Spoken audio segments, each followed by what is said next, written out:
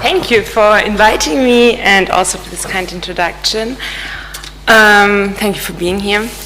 So I would like to start right away and to jump in with kind of the starting point of my reflections.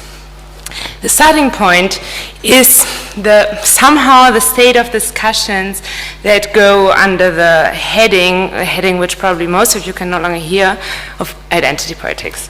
These discussions seem to me to be badly harshened and in many respects misguided. First of all, there's a polemical rant against identity politics, not only from conservative side, but also from the left. We could probably talk about two accusations here. The first accusation is, on the one hand, that categories such as race and gender are used deterministically in such a way that on their basis it is defined who is privileged and consequently disqualified to speak. The fear is, naturally, that as an old white man, one is not allowed to say anything anymore. This tends to be the conservative accusation. The second accusation, on the other hand, builds on this and kind of, is probably more voiced by the left. And it goes that societies are divided along these categories, are fragmented in into these categories by identity politics, and also they are kind of divided into the dualism of privileged and underprivileged. And then the fear is that in the end one would no longer be able to find a common political vision at all. So through the perspective of identity politics, all that would remain then would be a total fragmentation and a relativist diversity. And at the end, the claim for universalism in political action would be lost. So these accusations mostly express, in my view, a very reduced and rather illusory understanding of identity politics, which basically has little to do with what those who theoretically or practically assign themselves to identity politics actually say. At the same time, it must be conceded that in some contexts there's indeed very much a tendency to place the assumed personal affectedness at the center of politics. And this is kind of the idea that one can deduce certain experiences from an identity category. So we could assume that, for example, me as a woman, I probably will have made some certain experiences which a man probably won't have done.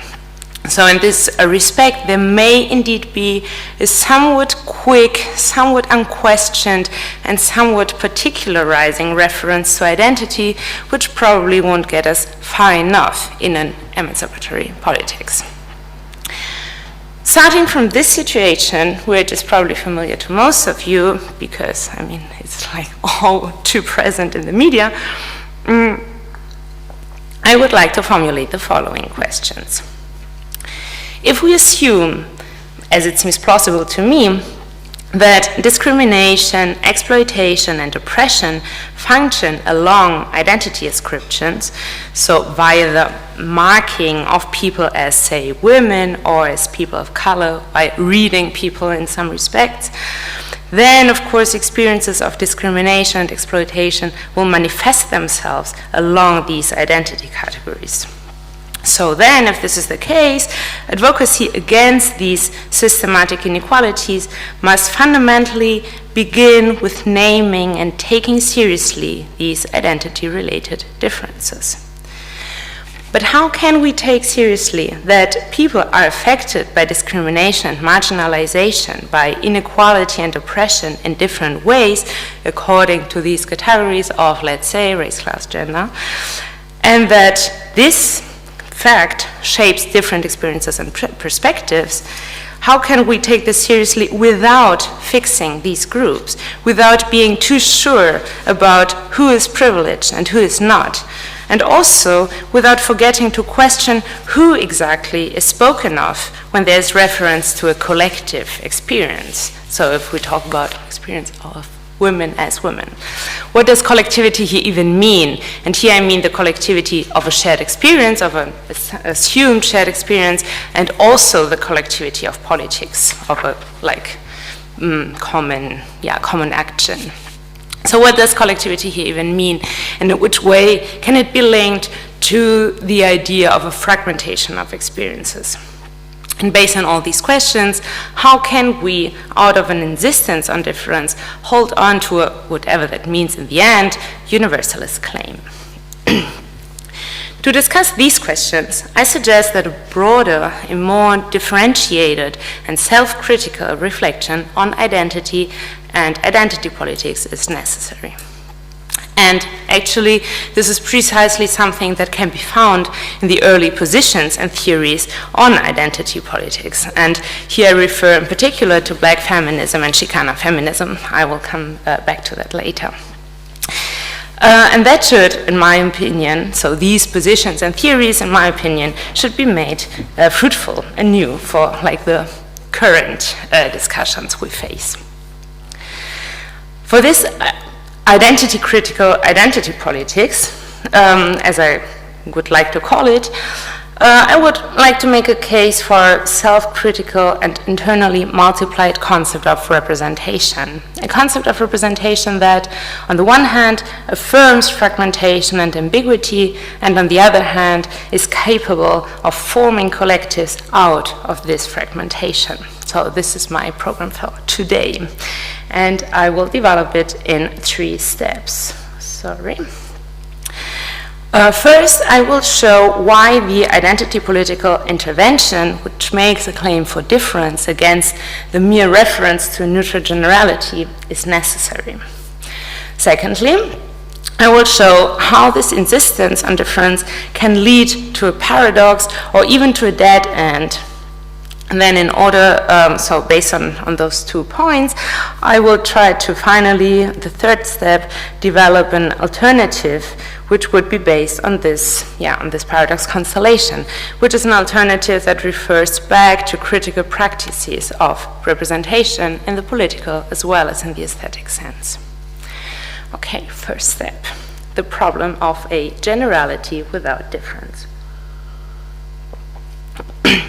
From critical philosophy of race and critical race theory, we know the concepts of colorblindness and post-racialism, to describe that it is exactly the neutrality of liberalism which produces discrimination by taking a dominant and biased norm as a so-called generality. How does the argument of post-racialism or colorblindness work? In his groundbreaking article, White Ignorance, Charles Mills stated that whiteness today is not supposed to mean supremacy anymore, not explicitly at least, but moreover neutrality. If originally whiteness was race, then now it is racelessness, an equal status and a common history in which all have shared, with white privilege being conceptually a race. So no one says anymore, yeah, I'm better because I'm white. No one says explicitly, I'm white. Everyone says yeah, I'm just a person. And then it's so the underlying norm of whiteness to be a person. Of course, there are people who say I'm better because I'm white, because it's not like the liberal narrative anymore. So it is the non-mentioning of privilege, the assumption that everyone has the same opportunities to participate, which in the end produces real disadvantage. As Ashley Doan, quoted by Mills, states, because whites tend not to see themselves in racial terms and not to recognize the existence of the advantages that whites enjoy in American society, this promotes a worldview that emphasizes individualistic explanations for social and economic achievement, as if the individualism of white privilege was a universal attribute. In a social context in which everyone has presumably the same rights, and everyone individually, as an individual, has the apparent possibilities to take responsibility for the organization of his or her own life, then social inequalities are always only the personal defeats of individuals, never structurally caused. We all know that this is, of course, not true. It's not like reality in terms of race. In fact, we know that conditions of access are distributed differently, that there's also subtle discriminations by individuals, that there are structures that favor some more than others, and so on. But all this cannot be named if one always insists only on equality, generality, and neutrality. One insists that, like, race does not exist anymore. Thus, if discrimination and marginalization function not through the explicit devaluation, the explicit exclusion of groups, but through an explicit and abstracting assumption of equality, of false generality, then insisting on difference becomes the only possible political response. And here we can see that this diagnosis contains its own reference to questions of representation. And here by representation, I'm referring to representation in a very basic sense, just like, okay, speaking for others. Later on, we may complicate this a little bit more, but right now it's just, okay, representation in terms of who speaks for whom. So here we can see a known reference to questions of speaking for. How do questions of representation become relevant here? If neutrality is the problem, it is precisely not possible to assume that everyone can speak equally for everyone. The neutrality of colorblindness is the same neutrality that manifests itself in the assumption of a neutral speaker position, through which those who are structurally disadvantaged are rendered invisible and mute.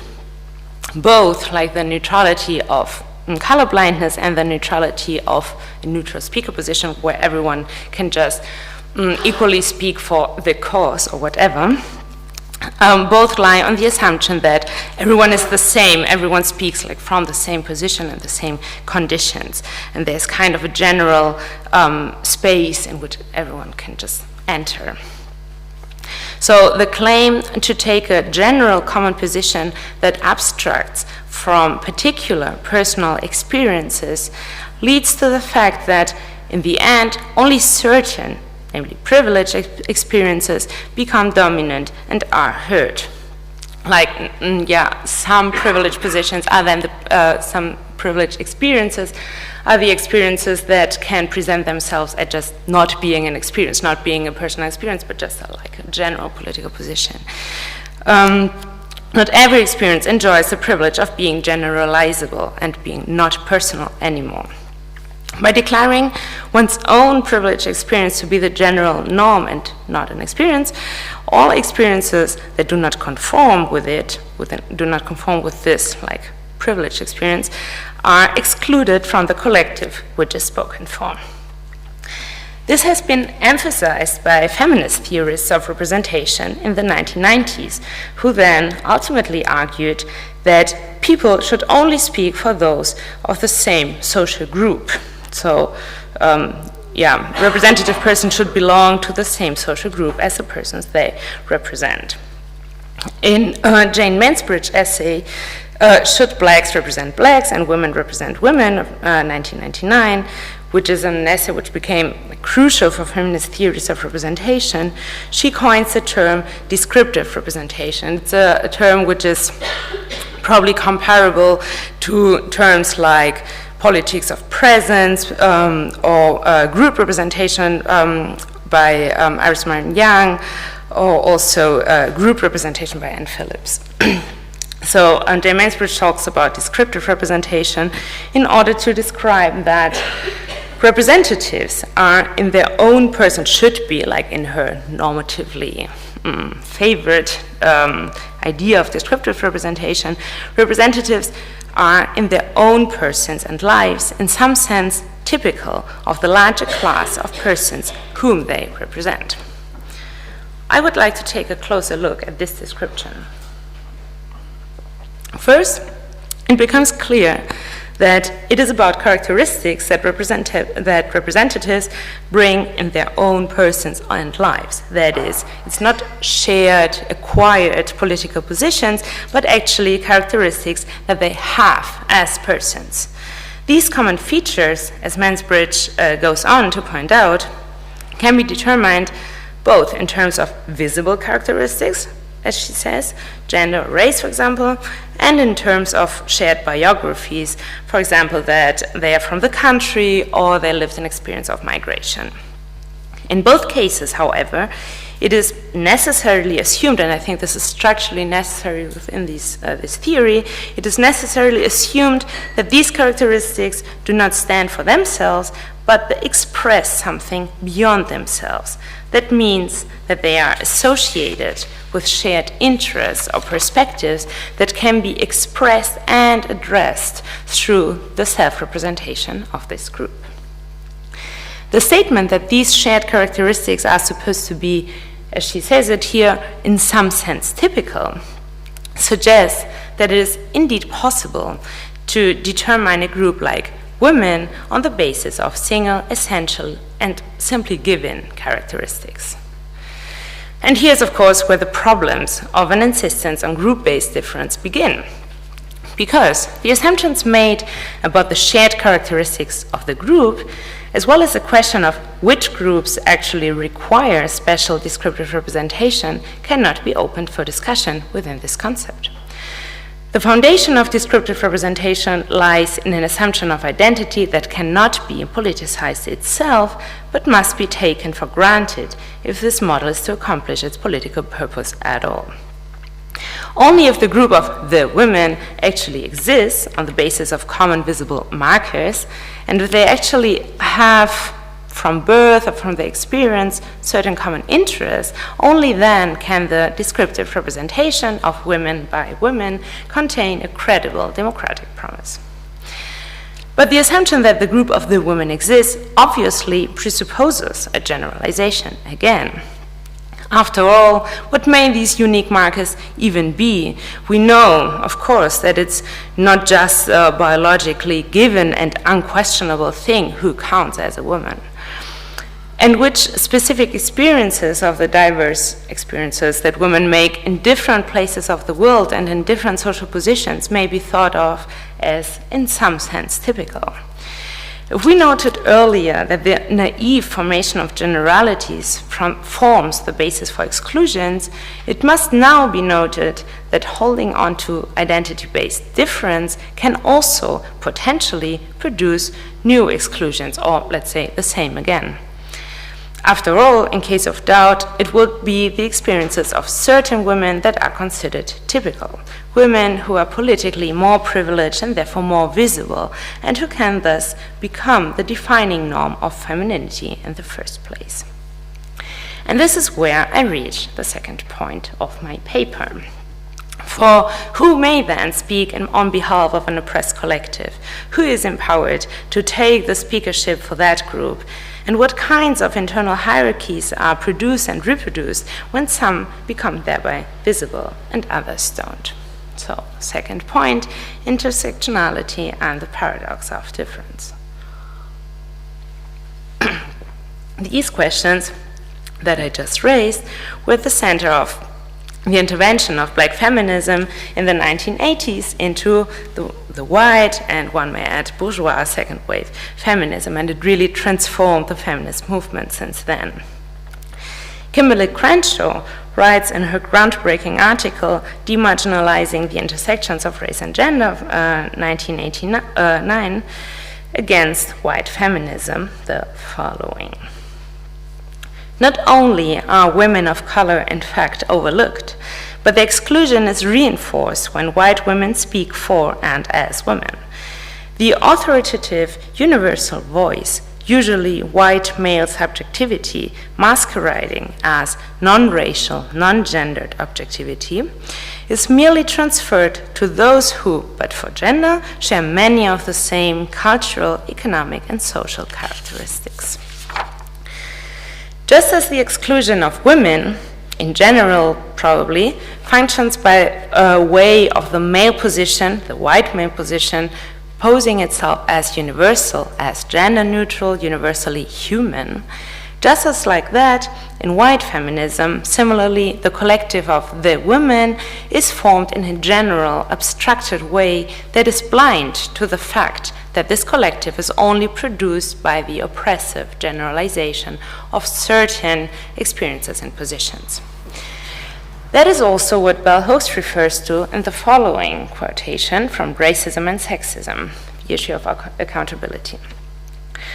The force that allows white feminist authors to make no reference to racial identity in their books about women that are in actuality about white women is the same one that would compel any author writing exclusively on black women to refer explicitly to their racial identity. That force is racism. Bell hooks then speaks of the force by which white feminist writers can make general claims about women while actually meaning white women. While whenever black women are meant, explicit reference is made to their racial identity. The force, as she expresses it, is called racism because these women belong to the dominant race. That's like her wording in the following, that the experiences are assumed to be representative. Of course, as you surely know, it is out of this critique that the concept of intersectionality became significant and now is, of course, widely established in feminist theory and practice. It's Kimberly Crenshaw who first introduced the term as intersectionality to provide a larger and more fundamental conceptual framing for the feminist perspectivization and the political interventions of the black women's movement, which she was part of, obviously. Intersectionality means that we can only properly understand forms of oppression by moving away from an essentializing standardization of categories of oppression. If we start from fixed categories like race or gender, which essentialize insofar as I always think they already know who are part of them and what we mean when we talk about racial oppression or gender oppression. So when we start from here, we implicitly or structurally always start from the respective privileged position within this group. All women who, so to speak, occupy marginal positions within the group of the women are thus simply subsumed under a general norm and thus made invisible. Many of the experiences black women face are not subsumed within the traditional boundaries of race or gender discrimination, as these boundaries are currently understood. And the intersection of racism and sexism factors into black women's lives in ways that cannot be captured wholly by looking at the race or gender dimensions of those experiences separately. Thus, to understand how discrimination works, it is not enough to add these forms of oppression together, but rather it is necessary to look at these categories, say racism and sexism, from the dynamic interaction of diverse forms of oppression. There is no simple binarity between oppressors and oppressed, but moreover, a complex system of relations in which the positions are never absolutely clear. The radical position of intersectionality is therefore, there is not just sexism and racism, and of course class oppression and other forms of oppression, and there are not just persons affected by both, but moreover, oppression in itself can only be understood by relating these different categories to each other. So we can only understand what sexism is if we understand it in its interaction to racism and again in its relation to class. These different systems of oppression, that's like the term is, the technical term, do not even exist without the others. They are not even comprehensible without the others. This idea of irreducibility of diverse systems of oppression is, of course, brought forward against the traditional orthodox Marxist priorization of major and minor contradictions. I don't know if you say it like that in English, like Haupt- und Nebenwiderspruch, by assuming that no category of oppression can simply be reduced to another. This ultimately means that there is no such thing as the most oppressed of all groups, whose emancipation would lead to the truly universal liberation of society as a whole. Of course, like this is the traditional Marxist position. If we liberate the working class, then everyone is liberated because it's the the most oppressed group, and then we find the same way of thinking and feminist standpoint theory was like women is the most oppressed group. And then also in Black Feminism, in the Conway River Collective, we can find also a similar way of thinking. It's like Black women are the most oppressed group. But actually, if we take the thinking of intersectionality really seriously, then we would say, this is just not the way we should think about it. There's like not like the one where like real emancipation takes place.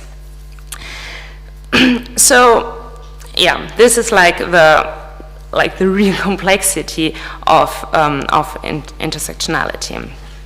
However, if the complexity in the figure of intersectionality, as it has been described here, is taken seriously, it becomes clear how massive the requirements are for actually really thinking in terms of intersectionality, and even more so for acting accordingly in a political context, of course.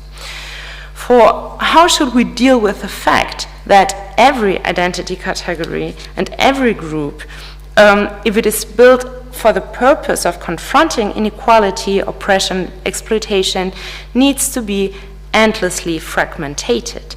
Otherwise, it wouldn't be able to confront such systems of oppression in an appropriate way. So if we say that there are diverse systems of oppression and none of it can be understood without reference to the others, then of course we can never talk about this form of oppression without thinking about potentially endless other forms of oppression that are in play here.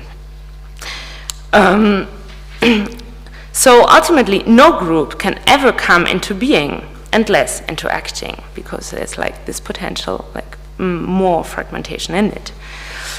If we rightly and repeatedly emphasize how fragmented and diverse oppression is, there can actually always be another possible level that would have to be considered in order to understand any system of oppression whatsoever. But then the other way around, if one admits that not all layers can ever be taken into account, how should one even choose which one is the most important? How is one supposed to know which is the most important category of oppression in a specific situation right now? And which one I'm probably just not seeing because I'm just too privileged within this specific category to understand its effectiveness. So if we say a specific room, like here, for example, is shaped by dimensions of class and dimensions of race and gender, then of course probably I'm just not seeing that it's also shaped by ableism, because I'm just not experiencing like the forms of exclusion that are structured around ableism or about ageism or whatever. So if one starts from the irreducible and dynamic multiplicity of forms of oppression, one has to decide again and again in each situation what is taken into account and what is not. In terms of representation, this means that whenever someone claims to speak for someone, exclusions are produced, because there's always someone who might have completely different things to say and yet does not speak or is not heard. Every person always participates in different identities at the same time. This, of course, what also the perspective of intersectionality says, and some of which can be relatively privileged and others relatively disadvantaged. So the legitimacy of the power to speak for someone else can never be asserted simply through the assumed membership in a particular group. This paradox situation leads to the political danger of a fragmentation of the feminism, if this even exists anymore then. The danger of losing sight of common grounds and empathic connections. The structural diversity of forms of oppression and discrimination, the fact of their intersection, and the potential contradictions that can arise at these intersections seem to challenge the formation of collectives in general. And here then I mean, of course, collectivities in terms of like collective political action. In the end, all that remains is for everyone just to speak for themselves. And in fact, this is exactly the consequence that has already been drawn. Instead of formulating interests and working for them to be recognized and addressed, the idea here would be that politics should always ground in private individual life, and only speaking in the first person, like referring to one's own life, would be the legitimate way of doing political action. However, and now I'm pushing this further to really point at the paradox involved here, there's also no good reason to stop at this point, since speaking in the first person, speaking just for myself, also contains exclusions, as Linda Martin-Alcoff points out in her, as I think, fantastic essay, The Problem of Speaking for Others. In speaking for myself, I'm also representing myself in a certain way as occupying a specific subject position, having certain characteristics and not others, and so on. In speaking for myself, I momentarily create myself in the sense that I create a public discursive self. So we could say, yeah, I'm only speaking for myself, but then I'm saying a specific thing, and the specific thing I'm saying, it always only refers to some parts of me and not to others. Right now I'm speaking for myself, but I'm speaking as a philosopher, not as a, I don't know, daughter of someone, probably. And taking this further, representing myself requires me to put myself into the representable form of a person, of a speaking person. The category of person, however, is itself already based on an abstraction. It suggests that everyone takes the floor starting from the same conditions, and it hides that, in fact, for whatever reason in concrete, not everyone is equally able to actually speak for themselves. And of course, not everyone is equally heard. This exclusion remains untouched and is reproduced when any form of advocacy is rejected. For me, as for Alcoff, this paradox means that if the fact that every form of representation produces and reproduces power asymmetries is confronted exclusively critically, then in the end one must probably simply fall silent and give up any political scope for action. If the attempt at collective action and coalition building is seen to be doomed to failure anyway, we face the danger of abandoning it altogether in favor of an individualistic, as Alcoff says, narcissistic yuppie lifestyle. If the possibility of someone standing up for someone else is strictly rejected, does one not then also give up the claim for solidarity, instead settling into not speaking at all, become politically indifferent? Critique of identity then critique of identity and critique of representation can, in my view, not be politically sufficient. Moreover, based on these problems and paradoxes, I argue that for political action, it is necessary to develop and affirm a new understanding of representation, one that is not only aware of the problems of speaking for others, with which we started here, but would be also directed towards the building of political collectives that understand and reflect on their own fragmentation, incompleteness, and heterogeneity. So what could this mean in detail? How much time do I still have left?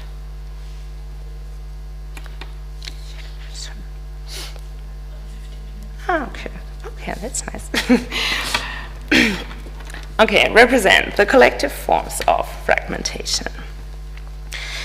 To make these ideas more concrete, let us take, first of all, a look at Chicano feminism as I see here an important source for such a critical understanding of identity and representation, an understanding that is directed towards the building of collectives. Also, as I think, Chicano feminism makes evident how political and artistic or aesthetic practices can be brought together as strategies for the building of collectives. What is Chicano feminism? Chicana, first of all, refers to Mexican women in the United States. As a self-designation and movement, however, especially since the 1970s, 1980s, it has increasingly been used as a particular kind of identity category.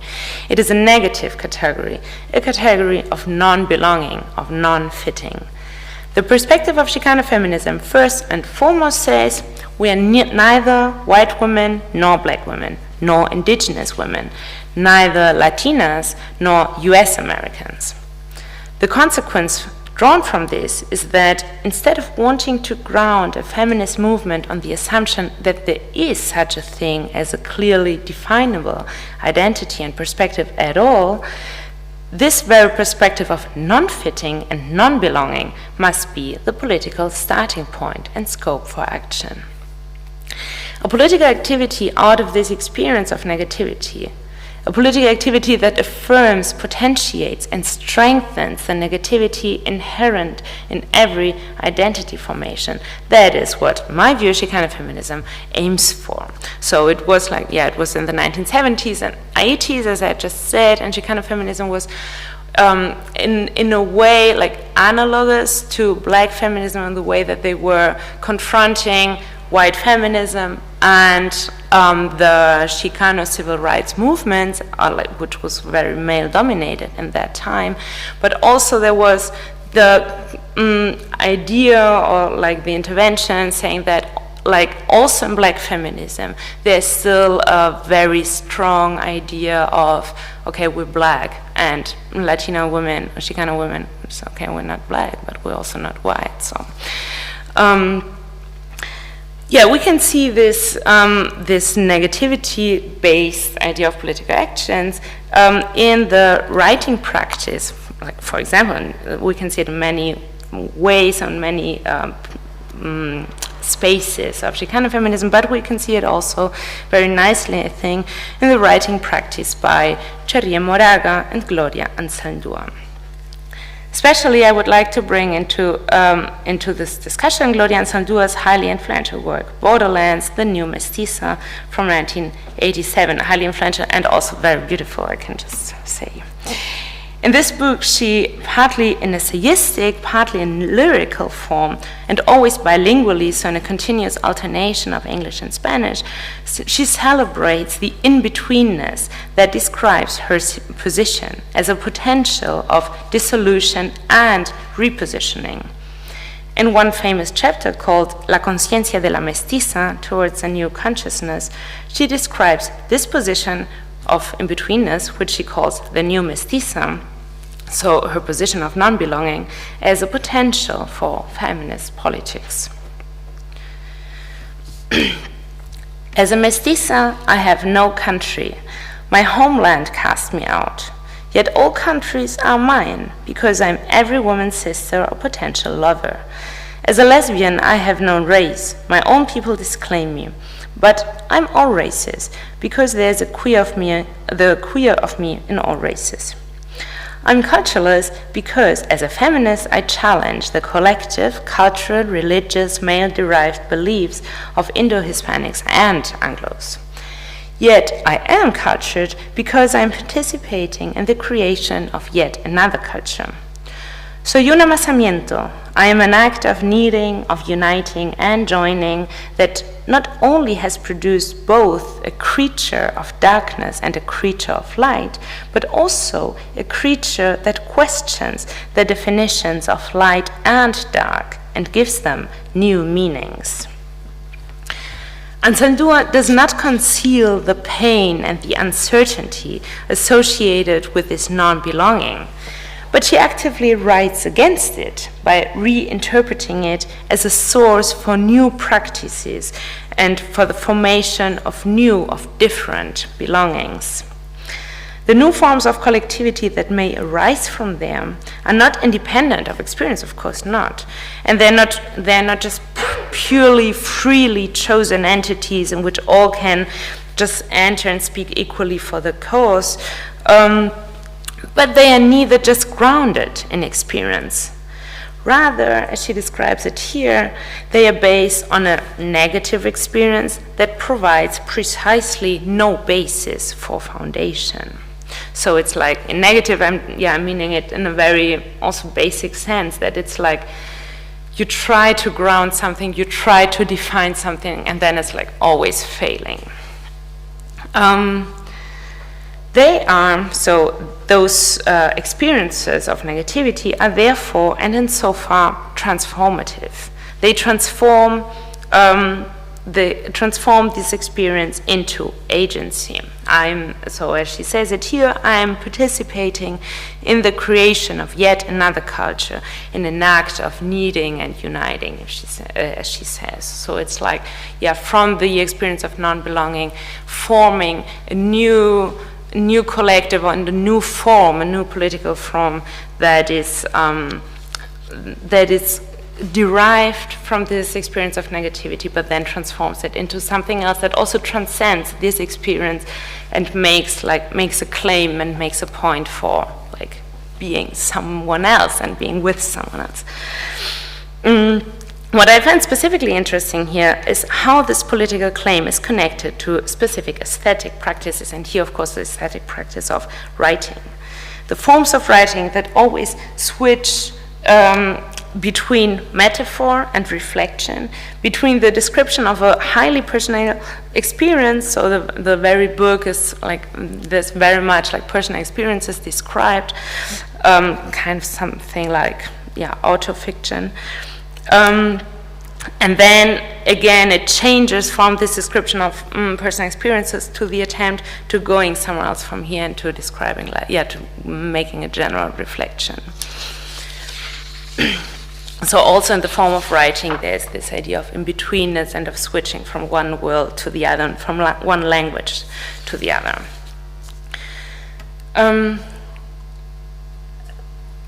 The Chicano feminist theorist Chela Sandoval gives to this form of movement that I'm trying to describe here, based off Ansaldúa, the name of differential consciousness.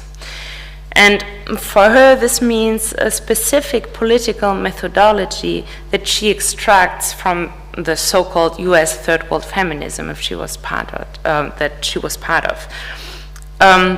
So U.S. Third World Feminism was like the feminist movements of Latin American women and women of color more generally in the U.S. And she says that in U.S. Third World Feminism we find something else, that it's not just the identity political movement of women of color in the U.S., but that it provides a particular form of political action, a form that we can also derive from there and apply to other political movements. And so she, in her book, Methodology of the Oppressed, and in several articles, she describes or she extracts this specific political form by describing it as differential consciousness. So, let's talk about differential consciousness. What Sandoval means by that is the capability of a strategic mobility between different categorizations. It's a maneuvering between fixations and between different fixations and positionings. She describes this capability on 3 levels. First, it means the agility between different identity categories. So it means the flexibility of deciding when I should speak as a woman, when I should speak as a person of color, or when, for example, as a philosopher. Second, it is the agility between different forms of action. For example, the flexibility of deciding when I should intervene, when I should stay quiet or stay private, when I should be pragmatic or when I should insist on principles. And third, it is the agility between different political principles. So when should I argue in favor of universalism? When should I insist on difference, for example? And so based on this idea that we have those different levels of fixations and of positionings, and then there's the ability to flexibly move like in between them and to changing and strategically also deciding when we need one and when we need the other. So with that, the idea is that, of course, also the meaning of each fixation changes. So instead of becoming political foundations, they become, as she terms it, techniques for moving energy.